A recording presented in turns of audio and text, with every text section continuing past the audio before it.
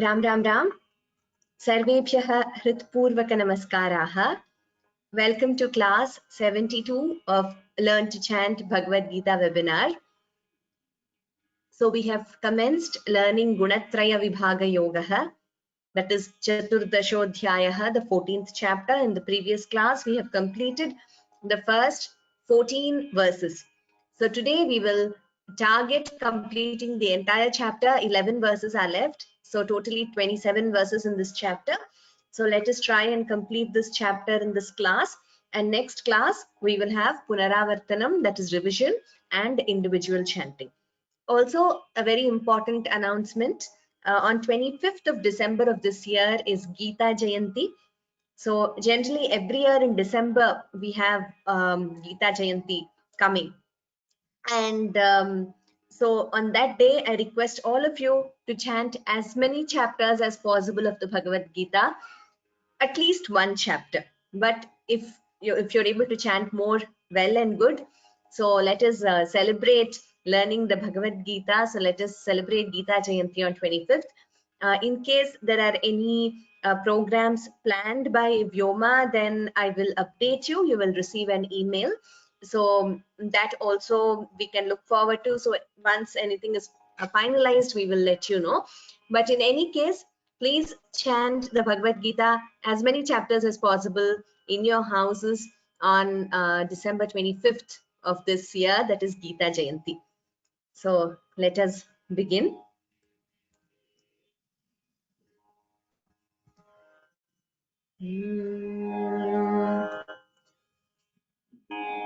गुरुरेव गतिर्गुरुमेव भजे, गुरुणैव सहास्मि नमो गुरवे, न गुरोः परमं शिशुरस्मि गुरोः, मतिरस्ति गुरौ मम पाहि गुरो. नारायणं नमस्कृत्य नरं चैव नरोत्तमं, देवीं सरस्वतीं व्यासं ततो जयमुदीरयेत्. वसुदेवसुतं देवं कंसचाणूरमर्दनं, देवकी परमानन्दं कृष्णौ वन्दे जगद्गुरुम्.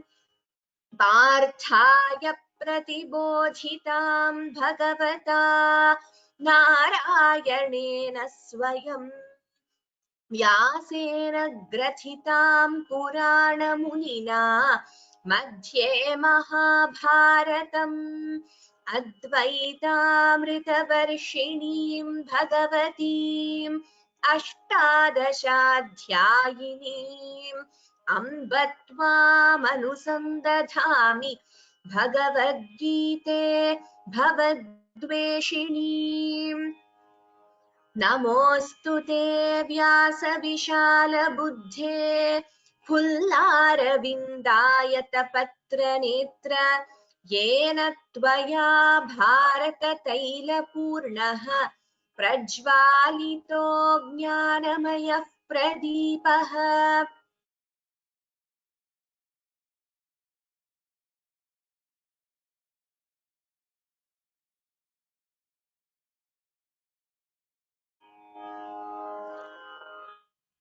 मूकं करोति वाचालं पङ्गुल्लङ्घयते गिरिं, यत्कृपातमहं वन्दे परमानन्दमाधवम्.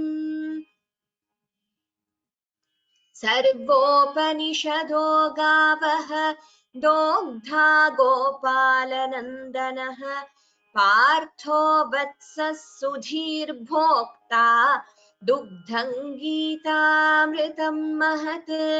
शान्ताकारं भुजगशयनं पद्मनाभं सुरेशं, विश्वाधारं गगनसदृशं मेघवर्णं शुभांगं, लक्ष्मीकान्तं कमलनयनं योगिभिर्ध्यानगम्यं, वन्दे विष्णुं भवभयहरं सर्वलोकैकनाथम्.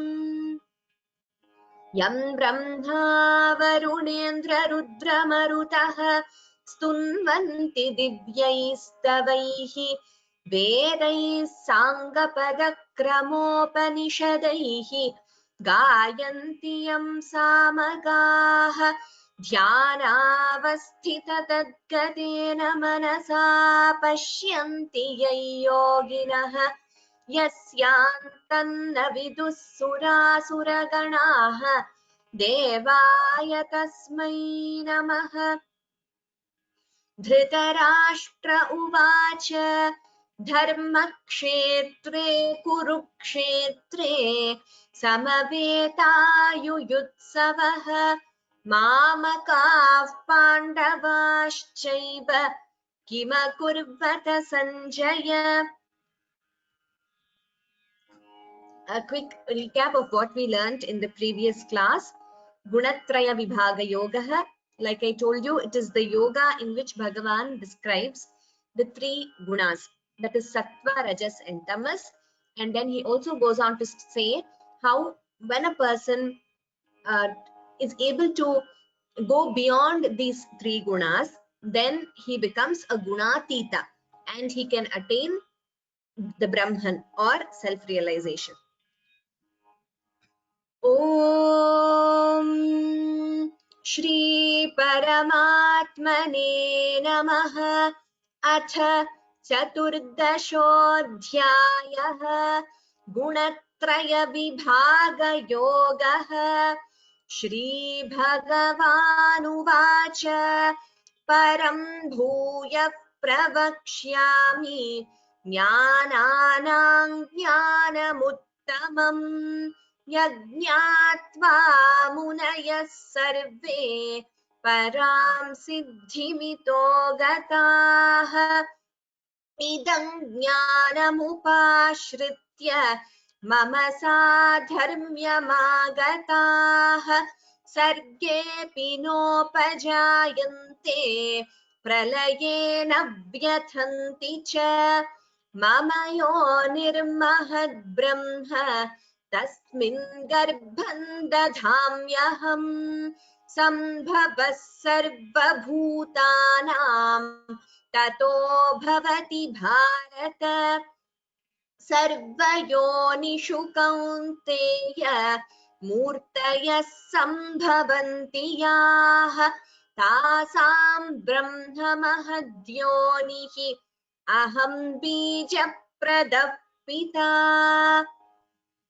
सत्वं रजस्तम इति गुणाः प्रकृतिसम्भवाः निबध्नन्ति महाबाहो देहे देहिनमव्ययम् तत्र सत्त्वं निर्मलत्वात् प्रकाशकमनामयम् सुखसङ्गेन बध्नाति ज्ञानसङ्गेन चानघ रजोरागात्मकं विद्धि तृष्णासङ्गसमुद्भवम् तन्निबध्नाति कौन्तेय कर्मसङ्गेन देहिनम् तमस्त्वज्ञानजं विद्धि मोहनं सर्वदेहिनां प्रमादालस्य निद्राभिः तन्निबध्नाति भारत सत्वं सुखे संजयति रजः कर्मणि भारत ज्ञानमावृत्य तु तमः प्रमादे संजयत्युत रजस्तमश्चाभिभूय सत्वं भवति भारत रजः सत्वं तमश्चैव तमः सत्वं रजस्तथा सर्वद्वारेषु देहेऽस्मिन् प्रकाश उपजायते ज्ञानं यदा तदा विद्याद् विवृद्धं सत्त्वमित्युत लोभः प्रवृत्तिरारम्भः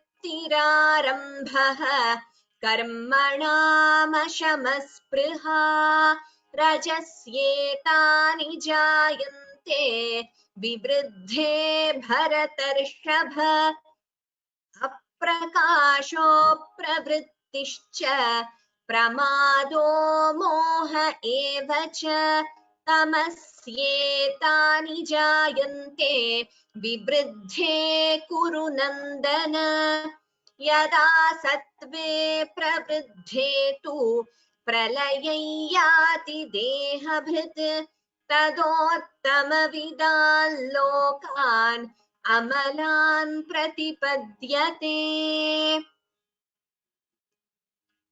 Okay, we will begin chanting.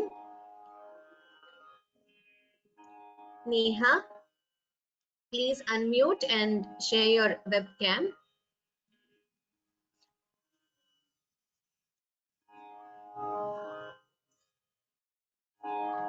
रजसि प्रलयं गत्वा रजसि प्रलयं गत्वा रजसि प्रलयं गत्वा कर्मसङ्गिषु जायते कर्मसङ्गिषु जायते कर्मसङ्गिषु जायते तथा प्रलीनस्तमसि तथा प्रलीनस्तमसि तथा प्रलीनस्तमसि मूढयोनिषु जायते मूढयोनिषु जायते मूढयोनिषु जायते. Okay, so rajasi pralayam gatva, there is a dvitvam here.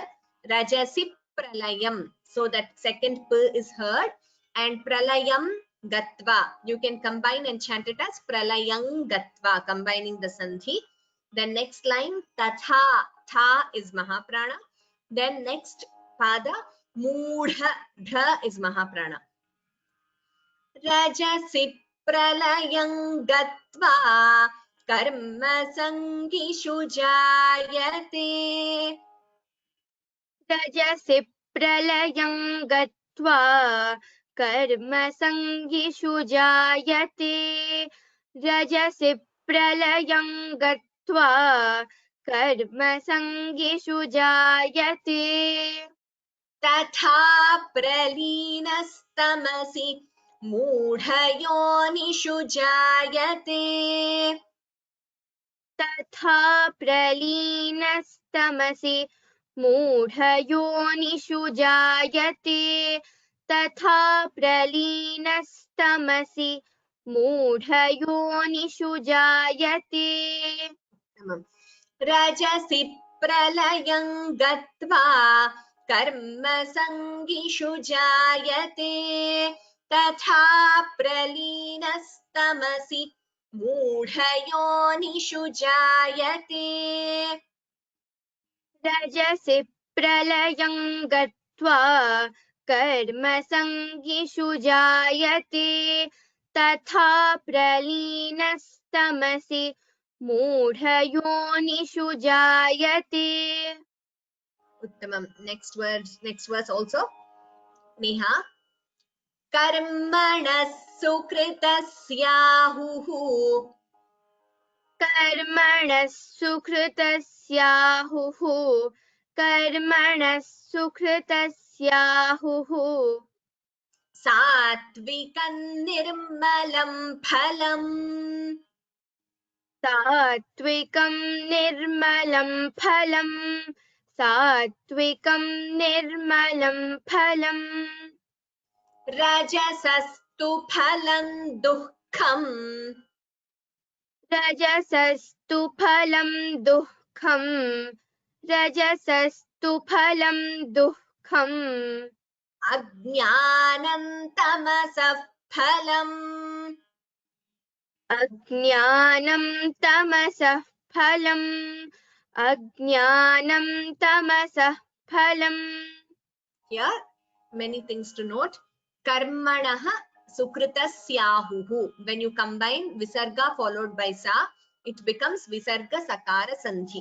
So karmanah sukritasyahuhu satvikam nirmalam. So instead of Anuswara completely, you can chant it as Satvikan Nirmalam, combining the Sandhi. Phalam. Pha is Mahaprana. Next line. Rajasastu Phalam. Pha is Mahaprana again. Here Phalam Dukham. You can chant the Anuswara completely as Phalam, or combining the Sandhi, you may chant it as Phalan Dukham. Note the pronunciation of this word. We have learnt this previously also. Dukham. The Visarga has to be heard. So what we call Jihva Muliya, when a Visarga is followed by Ka or Kha. So Dukham, Kha Mahaprana. Ajnanam Tamasaha. Again, you can either completely chant the Anuswara as Ajnanam or combine and chant it as Ajnanan Tamasaha Phalam. Here Visarga followed by Pha, Upadhmaniya. So instead of the Visarga completely, we chant it as Tamasah Phalam. Pha is Mahaprana. I hope all these things are clear. We will repeat. Karmana sukritasyahuhu satvikan nirmalam phalam. कर्मणः सुकृतस्याहुः सात्विकं निर्मलं फलम् कर्मणः सुकृतस्याहुः सात्विकं निर्मलं फलम् Rajasastu phalam dukham ajnanam tamasah phalam.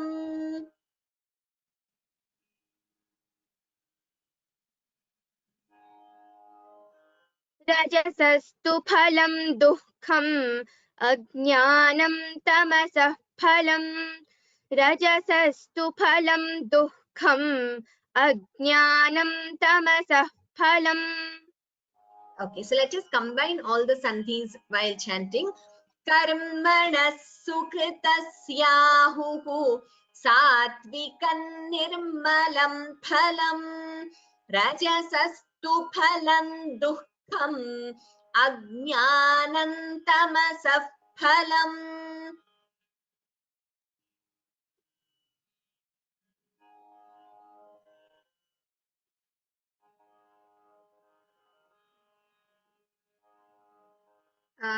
Neha's video is stuck. I'm not able to hear the audio also. I hope you all are able to hear my audio. If not, please let me know. I don't know where the connection. Okay, I think you're all able to hear mine. Yes, okay. So let us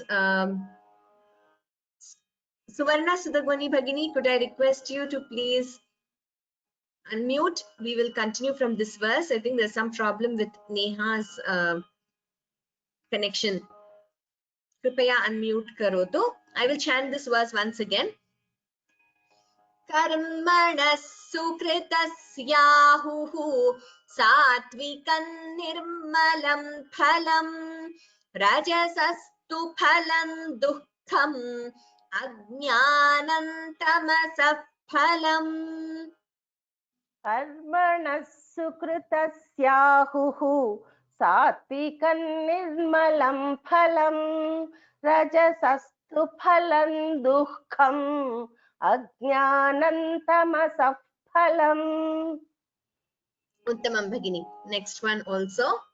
Thank you all for letting me know that you're able to hear me.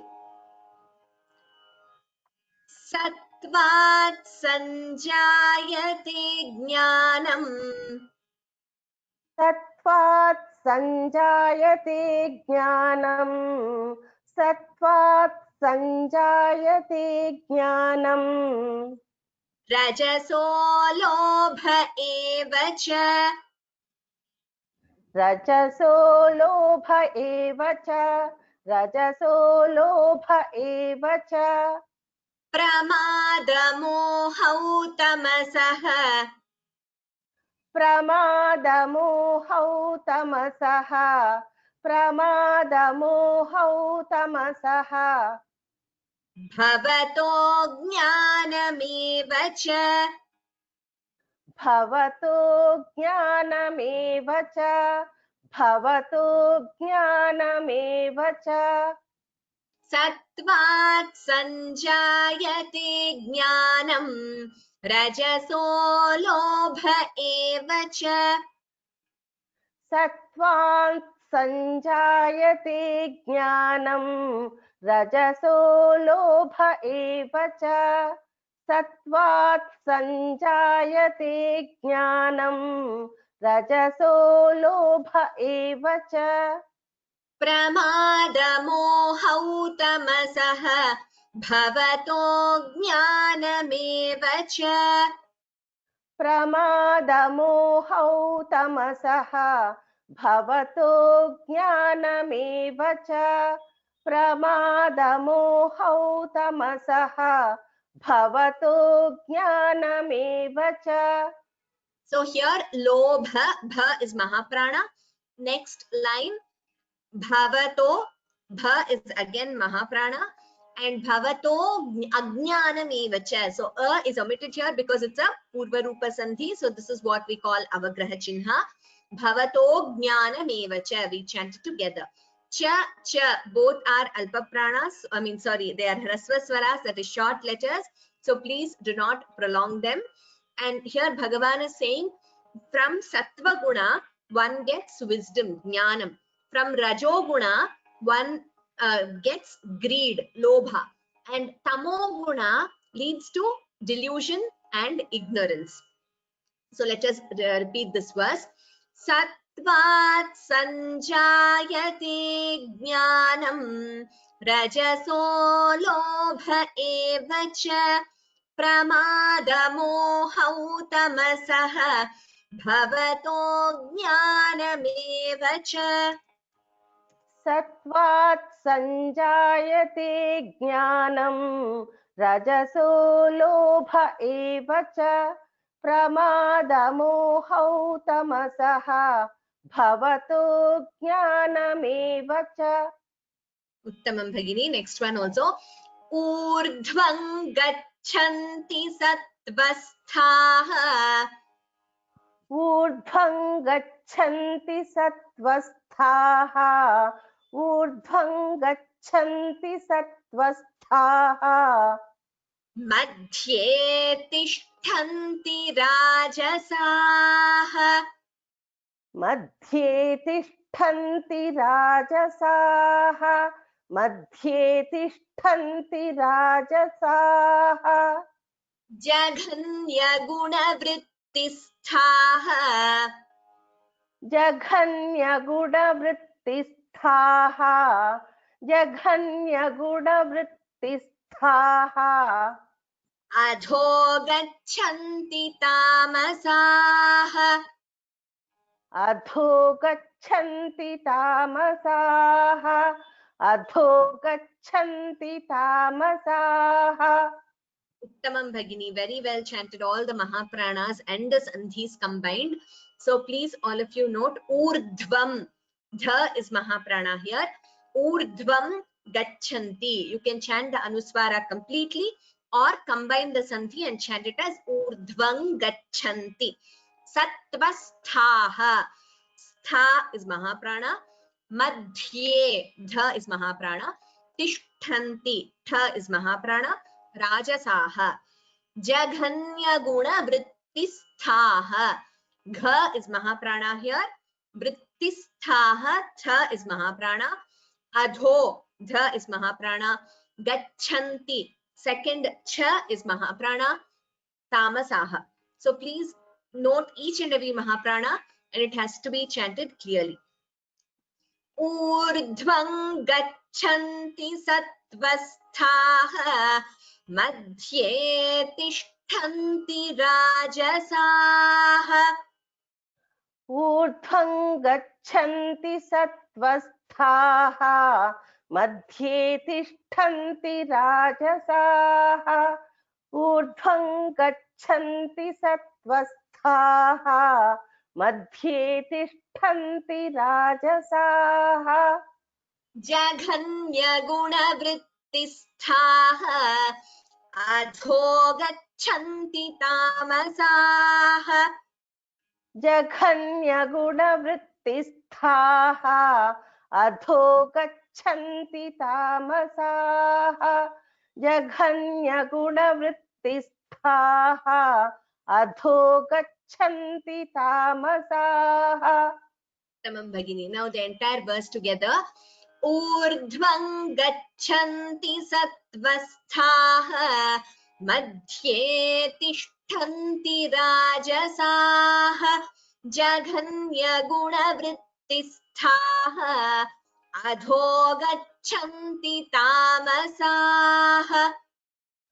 ऊर्ध्वं गच्छन्ति सत्त्वस्थाः मध्ये तिष्ठन्ति राजसाः जघन्यगुणवृत्तिस्थाः अधो गच्छन्ति तामसाः. Dhanyavadah Bhagini. Next one also. Nanyang gunebhyah kartaram नान्यं गुणेभ्यः कर्तारम् नान्यं गुणेभ्यः कर्तारम् यदा द्रष्टानुपश्यति यदा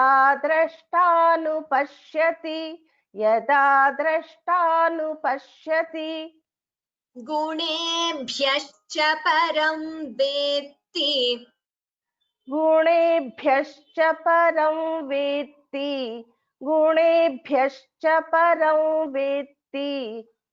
मद्भावं सोऽधिगच्छति मद्भावं सोऽधिगच्छति. नान्यं गुणेभ्यः. So you could combine the sandhi and chant it as Nanyang gunebhyah. Gunebhyah, bha is Mahaprana. Visarga followed by ka. So jihva muliya here. Gunebhyah kartaram.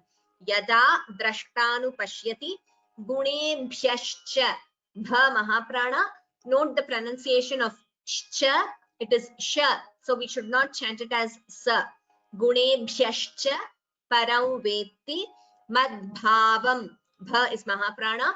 Sodhi gacchati. Dha and cha are Mahapranas. Here saha adhigacchati. When you split it, Purva Rupa Sandhi. So this S-like symbol is Avagraha Chinha. While chanting, we chant it together without splitting. Nanyang gunebhyah kartaram yada drashtanupashyati. नान्यं गुणेभ्यः कर्तारं यदा द्रष्टानुपश्यति नान्यं गुणेभ्यः कर्तारं यदा द्रष्टानुपश्यति गुणेभ्यश्च परं वेत्ति मद्भावं सोऽधिगच्छति गुणेभ्यश्च परं वेत्ति मद्भावं सोऽधिगच्छति गुणेभ्यश्च परं वेत्ति मद्भावं सोऽधिगच्छति नान्यं गुणेभ्यः कर्तारं यदा द्रष्टानुपश्यति गुणेभ्यश्च परं वेत्ति मद्भावं सोऽधिगच्छति नान्यं गुणेभ्यः कर्तारं यदा द्रष्टानुपश्यति गुणेभ्यश्च परं वेत्ति मद्भावं सोऽधिगच्छति. Uttamam Bhagini. All of you please note here Veti. So it is not Veti, it is Veti. Two t's should be chanted clearly. Dhanyavadaha Bhagini. Next Rama Shankar Bhagini.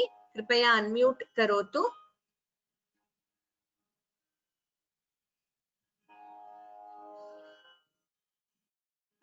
गुणानेतानतीत्यत्रीन् गुणानेतानतीत्यत्रीन् गुणानेतानतीत्यत्रीन् देहि देहसमुद्भवान् देहि देहसमुद्भवान् देहि देहसमुद्भवान् जन्म मृत्युजरा दुःखैः जन्म मृत्युजरा दुःखैः जन्म मृत्युजरा दुःखैः विमुक्तोऽमृतमश्नुते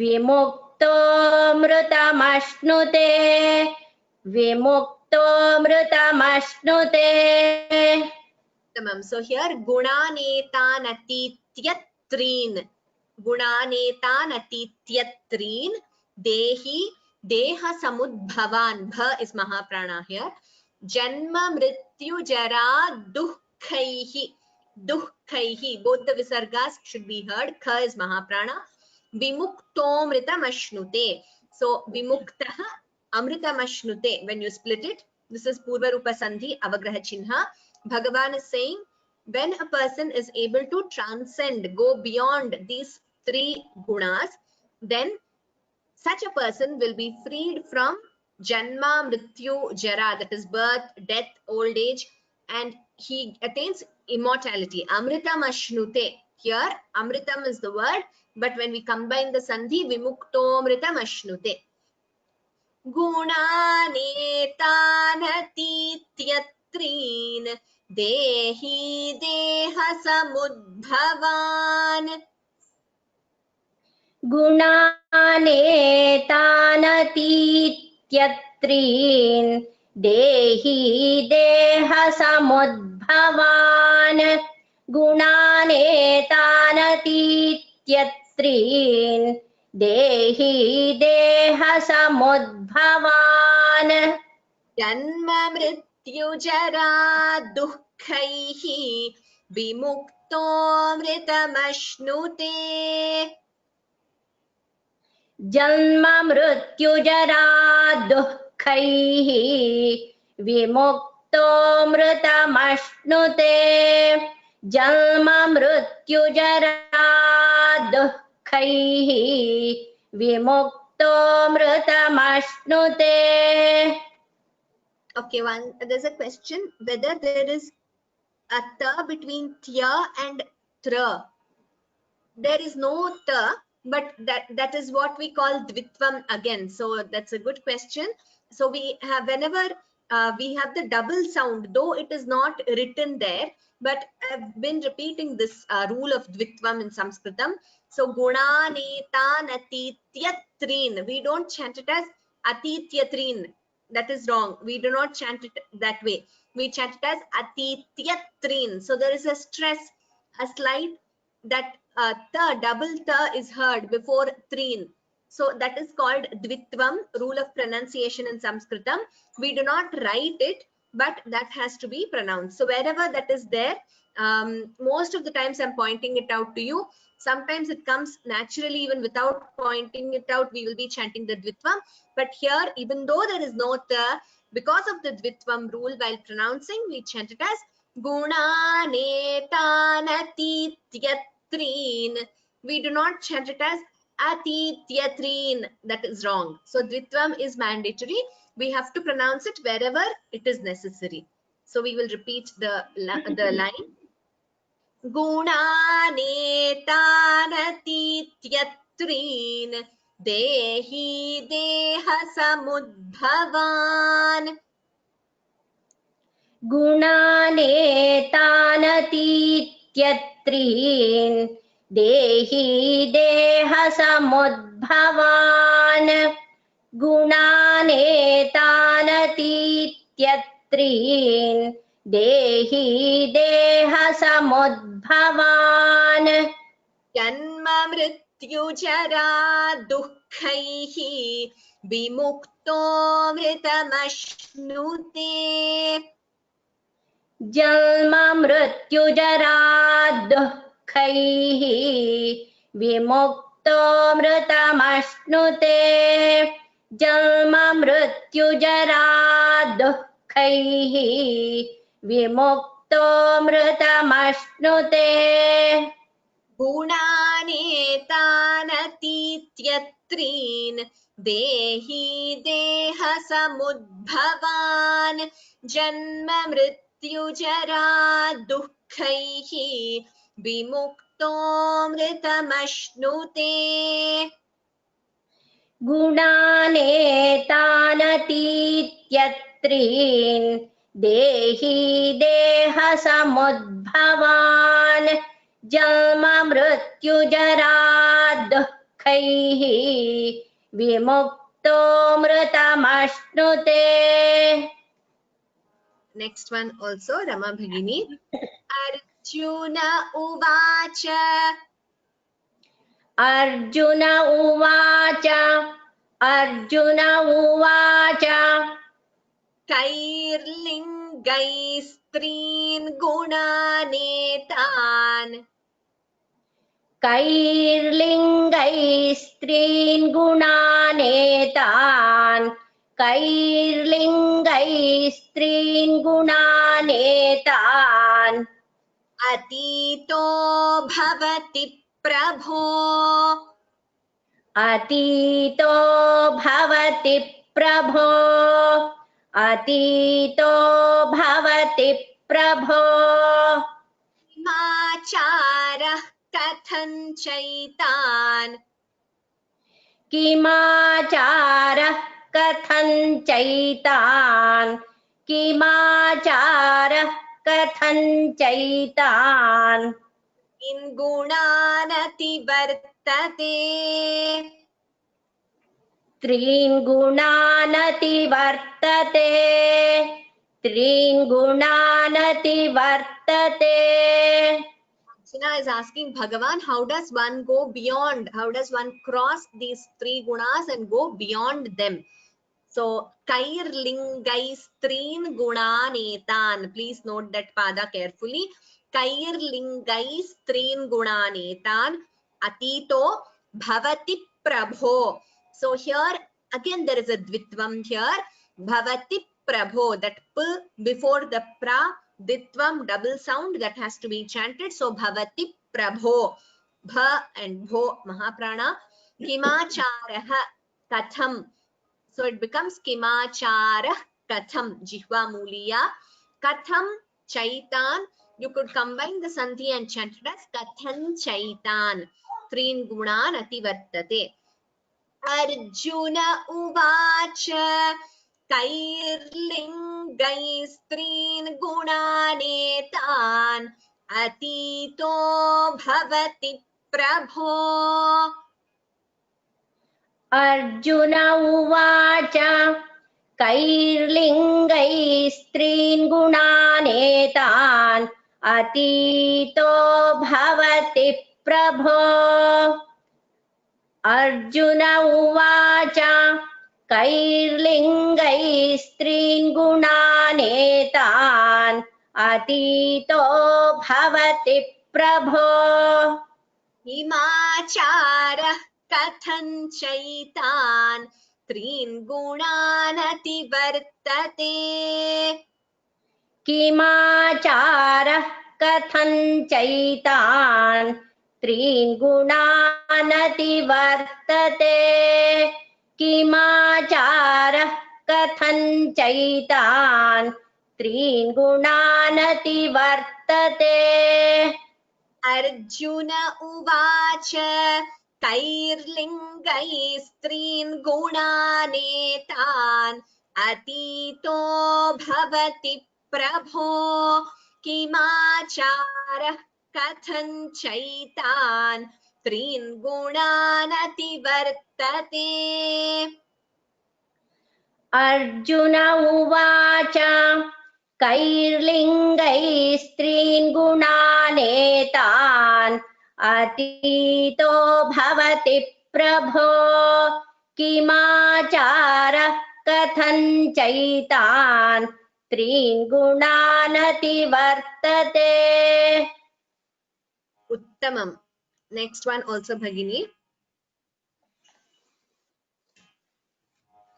श्रीभगवानुवाच श्रीभगवानुवाच श्रीभगवानुवाच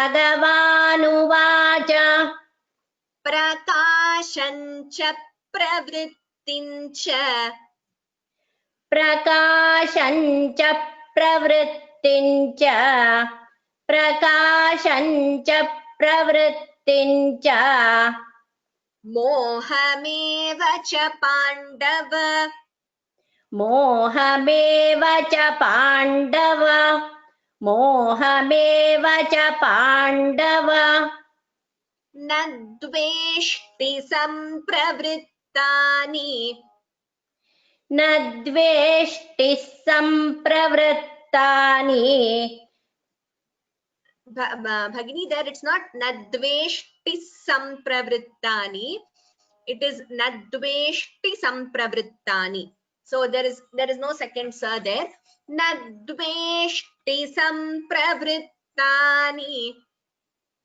न द्वेष्टि सम्प्रवृत्तानि न द्वेष्टि सम्प्रवृत्तानि न निवृत्तानि काङ्क्षति न निवृत्तानि काङ्क्षति.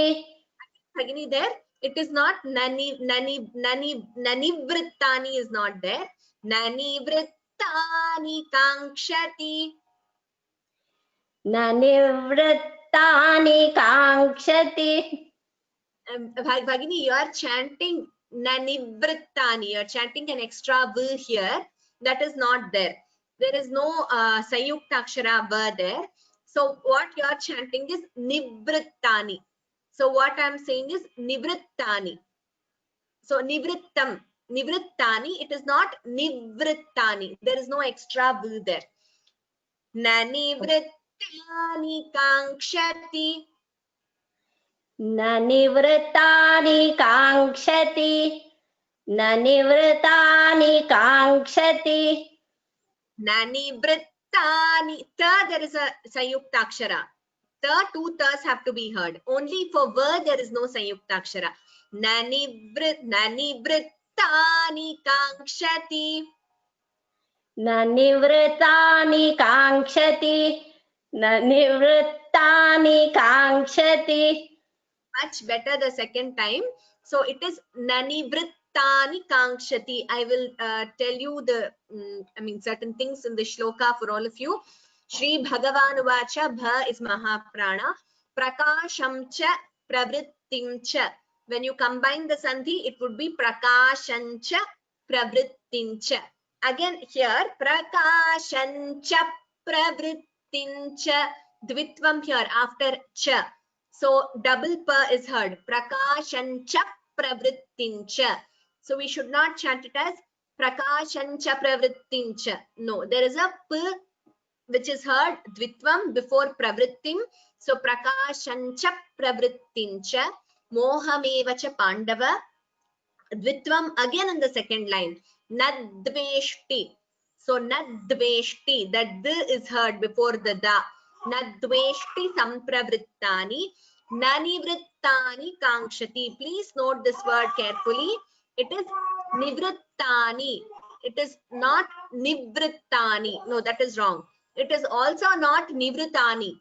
No. So only the there is a double ta there. Sanyuktaksharam. So nivrittani is the word. That should be chanted very clearly. Shri Bhagavanuvacha prakashancha pravrittincha mohameva cha pandava. Shri भगवानुवाच प्रकाशं च प्रवृत्तिं च मोहमेव च पाण्डव. श्री भगवानुवाच प्रकाशं च प्रवृत्तिं च मोहमेव च पाण्डव. नद्वेष्टि सम्प्रवृत्तानि न निवृत्तानि काङ्क्षति. न द्वेष्टि सम्प्रवृत्तानि न निवृत्तानि काङ्क्षति न द्वेष्टि सम्प्रवृत्तानि न निवृत्तानि काङ्क्षति न निवृत्तानि काङ्क्षति न निवृत्तानि काङ्क्षति. Bhagini, I think you must practice. I'm sorry, I have to correct you because otherwise all the others also will start learning the wrong pronunciation. It is nani vrittani. Br and two ths have to be heard. No problem. Maybe you can practice this. Now I will chant the entire verse once and then we will move on to the next verse. All of you please note the pronunciation clearly. Shri Bhagavanuvacha प्रकाशं च प्रवृत्तिं च मोहमेव च पाण्डव न द्वेष्टि सम्प्रवृत्तानि न निवृत्तानि काङ्क्षति. We will move to the next verse. So all of you please practice the pronunciation clearly. Dhanyavadaha Rama Bhagini. We'll move to the next verse now because we have to complete this chapter also today. Chitra Tyagarajan Bhagini. Udasinavadasinah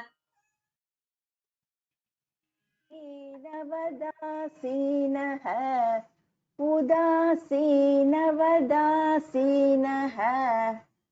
गुणैर्यो न विचाल्यते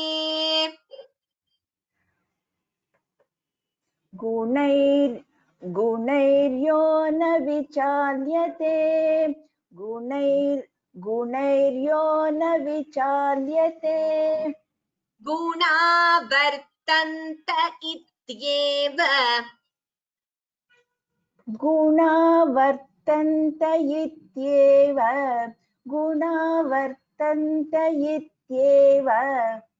योऽवतिष्ठति नेङ्गते योऽवतिष्ठति नेङ्गते. So here yovatishtati, tha is mahaprana, yaha avatishtati becomes yovatishtati, combining the sandhi avagraha chinha. Udasinavadasinah gunairyo na vichalyate.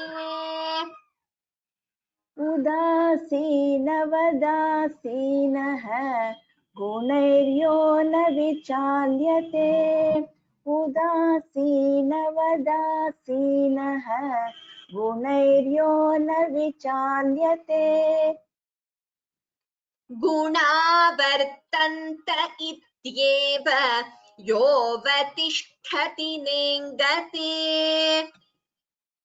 गुणा वर्तन्त इत्येव योऽवतिष्ठति नेङ्गते गुणा वर्तन्त इत्येव योऽवतिष्ठति नेङ्गते उदासीनवदासीनः गुणैर्यो न विचाल्यते गुणा वर्तन्त इत्येव योऽवतिष्ठति नेङ्गते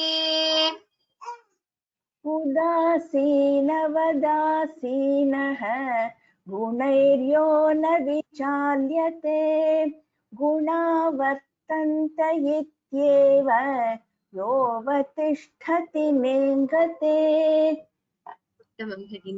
Next verse. समदुःखसुखस्वस्थः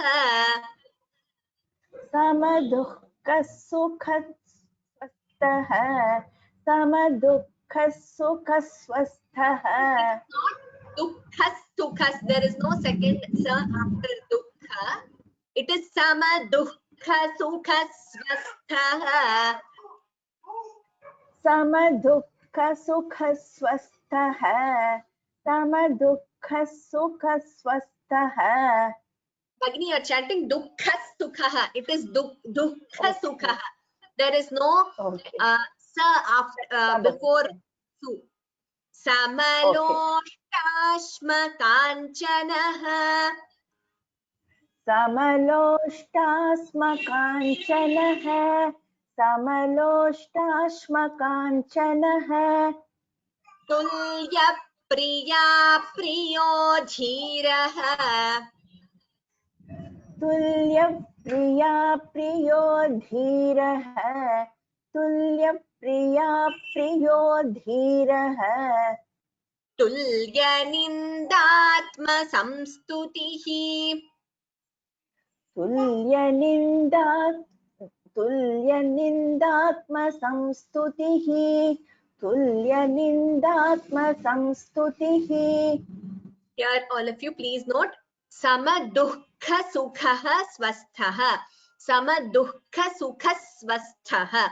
The visarga after sukha followed by swa, it becomes visarga sakara sandhi. So samadukha sukha swastha samaloštashma kanchanah. Tulya priya priyo dhiraha. Here again there is a dvitvam. Tulya priya priyo. So tulya priya, that p is heard. So double sound. Dvitvam tulya priya priyo dhiraha. Tulya nindatma samstutihi. Please note there is no sa before sukha. So there is no sanyuktaksharam there. Samadukha sukha svasthaha. Samaloštashma kanchanah. समदुःखसुखस्वस्थः समलोष्टाश्मकाञ्चनः समदुःखसुखस्वस्थः Again there was an let me recite it once again, Bhagini. Okay, Bhagini. Samadhukkasukaswastah. Is that okay? Samadhukkasukaswastah. We are not supposed to speak like that. Okay, Bhagini, you can practice. Okay. No worries. We'll move to the next line. Tulya priya priyo dhiraha. Tulya nindatma samstutihi. Tulya priya priyo dhiraha. Tulya nindatma samstutihi. Tulya priya priyo dhiraha. Tulya nindatma samstutihi.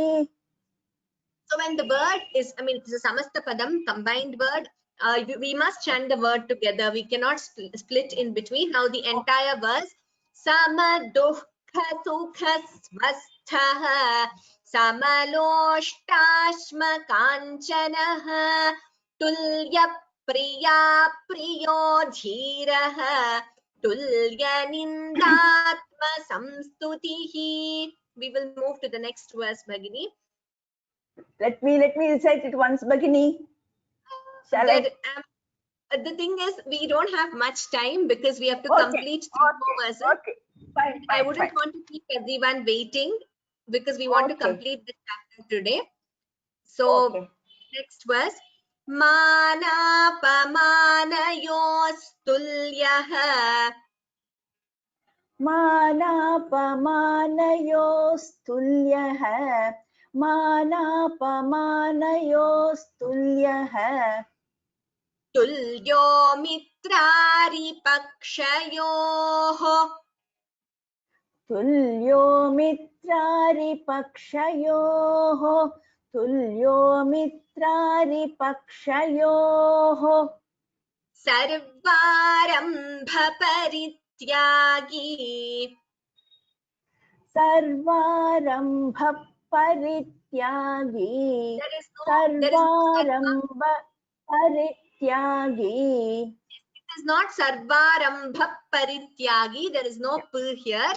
And we should not split after arambha. Sarvarambha parityagi.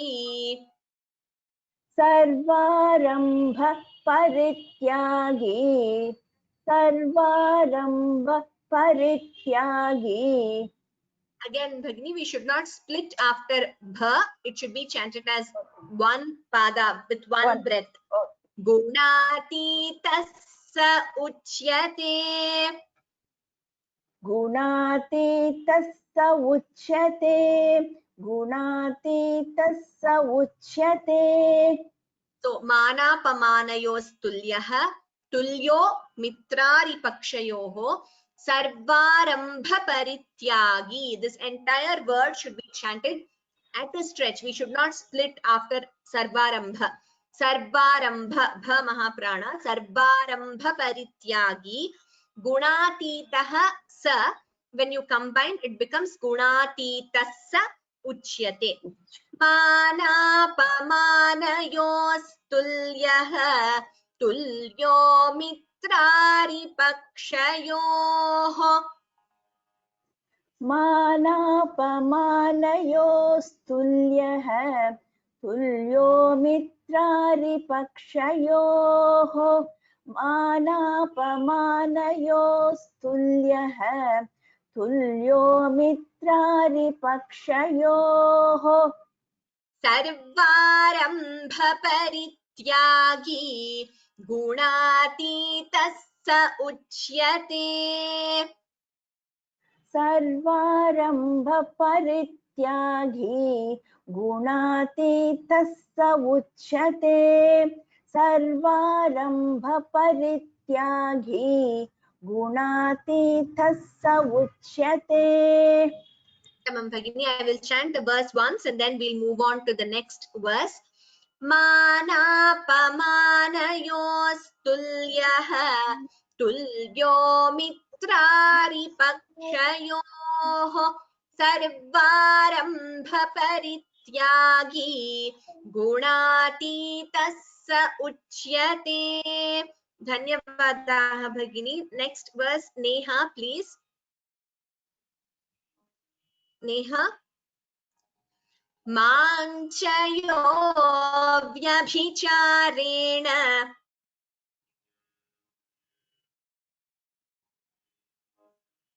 Ma'am, can you please repeat? I couldn't hear you. माञ्चयो व्यभिचारेण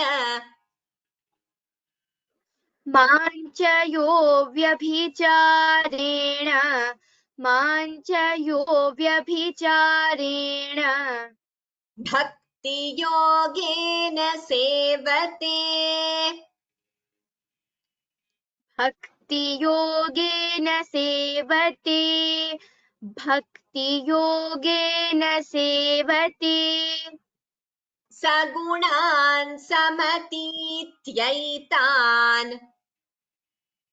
सगुणान् समतीत्यैतान् सगुणान् समतीत्यैतान्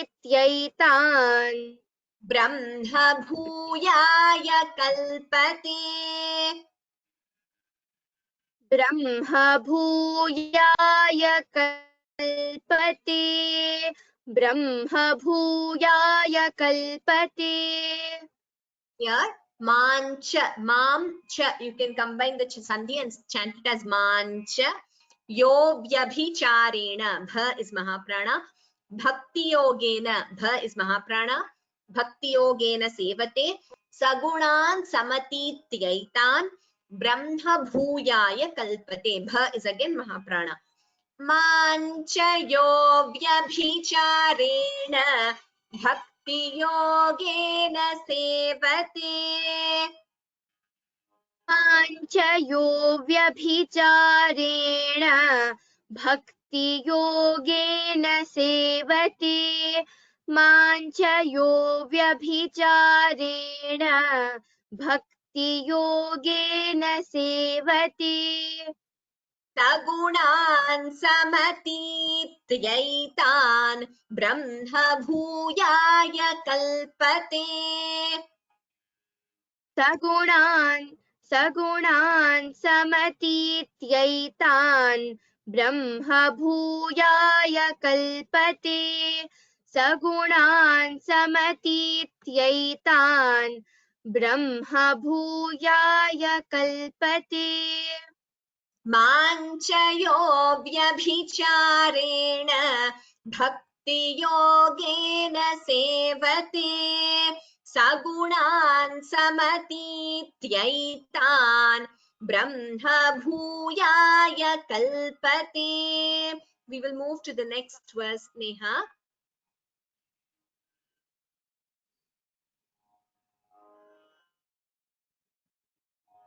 ब्रह्मणो हि प्रतिष्ठाहम्. ब्रह्मणो हि प्रतिष्ठाहम्. ब्रह्मणो हि प्रतिष्ठाहम्. उत्तमम्. अमृतस्याव्ययस्य च. अमृतस्याव्ययस्य च. अमृतस्याव्ययस्य च. शाश्वतस्य च धर्मस्य. शाश्वतस्य च धर्मस्य. शाश्वतस्य च धर्मस्य. सुखस्यैकान्तिकस्य च. सुखस्यैकान्तिकस्य च.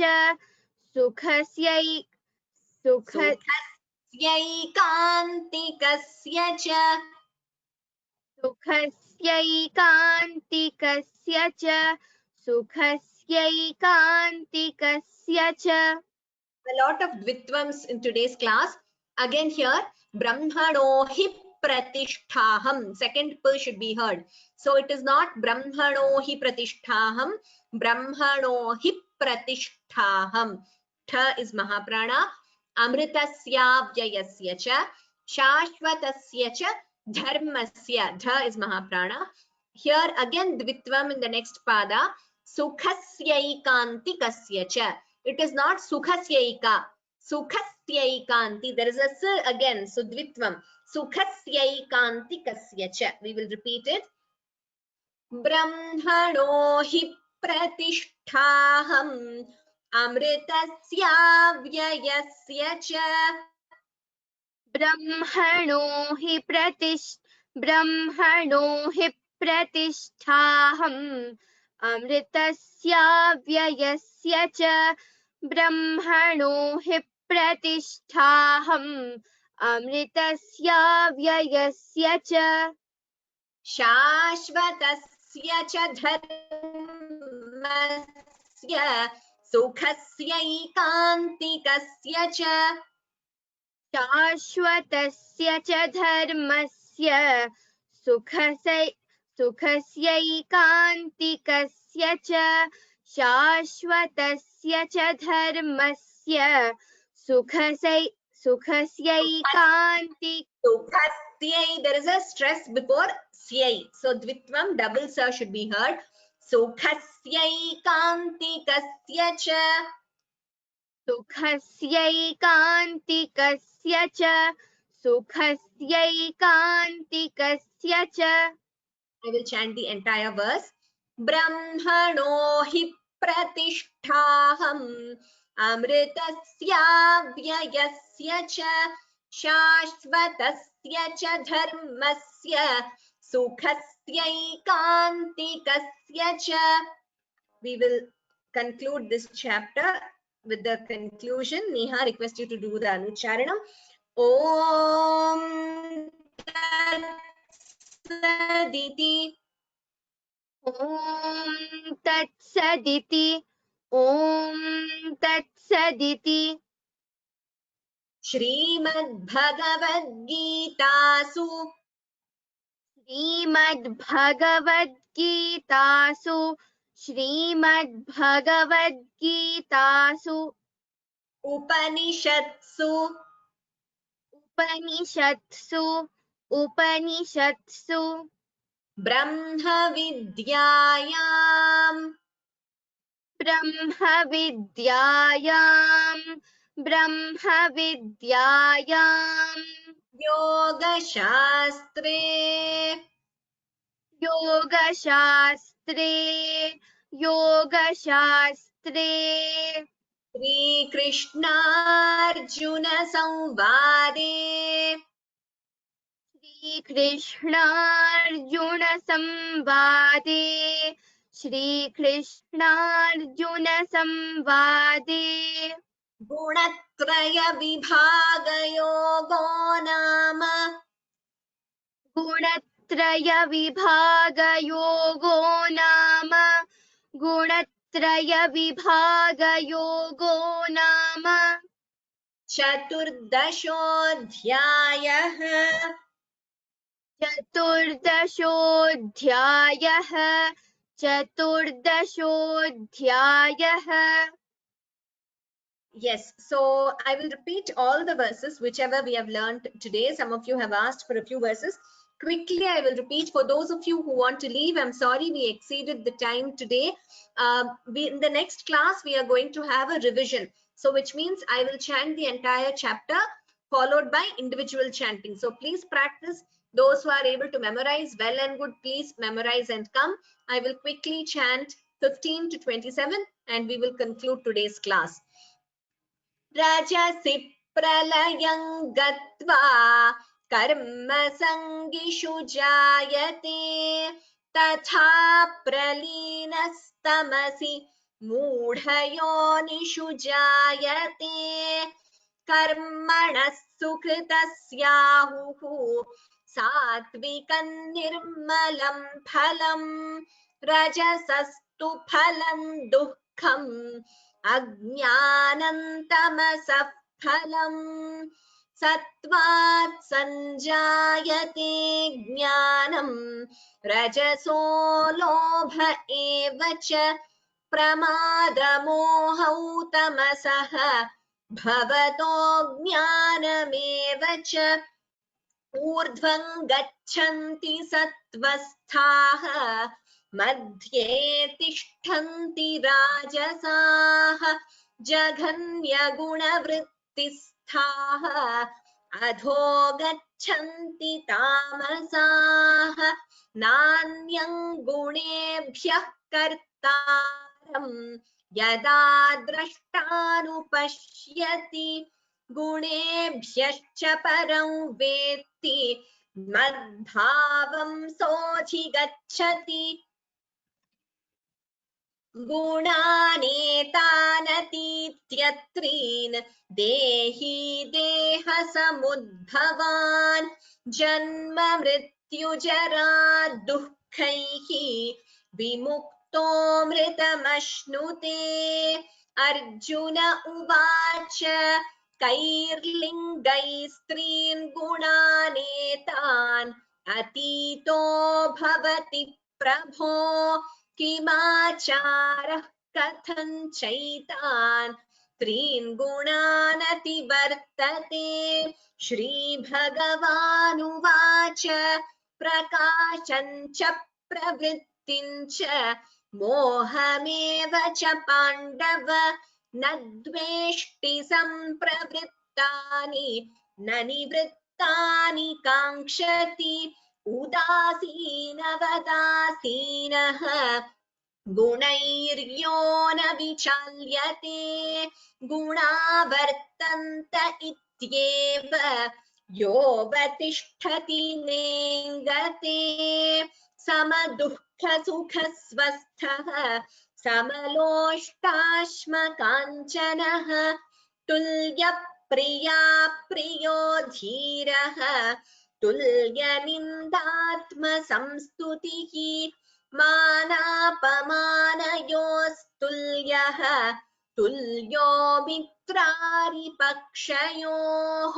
सर्वारम्भपरित्यागी गुणातीतः स उच्यते माञ्च यो व्यभिचारेण भक्तियोगेन सेवते सगुणान् समतीत्यैतान् ब्रह्म भूयाय कल्पते ब्रह्मणो हि प्रतिष्ठाहम् अमृतस्याव्ययस्य च शाश्वतस्य च धर्मस्य सुखस्यैकान्तिकस्य च ॐ तत्सदिति श्रीमद्भगवद्गीतासु उपनिषत्सु ब्रह्मविद्यायां योगशास्त्रे श्रीकृष्णार्जुनसंवादे गुणत्रय विभागयोगो नाम चतुर्दशोऽध्यायः। श्रीकृष्णार्पणमस्तु। There was one doubt. कैर्लिङ्गैस्त्रीन् गुणानेतान्, Balaji Ravi Gopal Mahodayah. It is कैर्लिङ्गैस्त्रीन् गुणानेतान् अतीतो भवति प्रभो.